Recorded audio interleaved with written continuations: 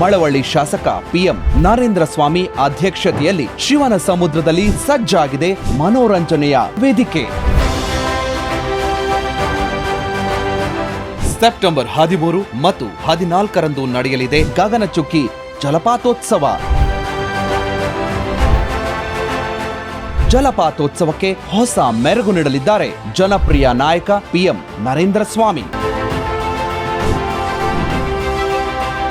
ಹಾಲ್ನೊರೆಯಂತೆ ಧುಮ್ಮಿಕ್ಕುವ ಜಲಪಾತದ ವೈಭವವನ್ನು ಕಣ್ತುಂಬಿಕೊಳ್ಳಲು ವಿಶೇಷ ವ್ಯವಸ್ಥೆ.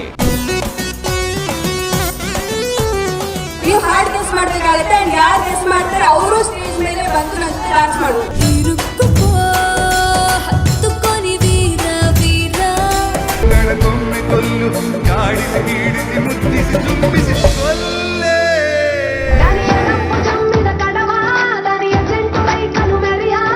ಝಗಮಗಿಸುವ ದೀಪಾಲಂಕಾರದ ಮಹಾ ಉತ್ಸವಕ್ಕೆ ನೀವು ಬನ್ನಿ, ನಿಮ್ಮವರನ್ನು ಕರೆತನ್ನಿ.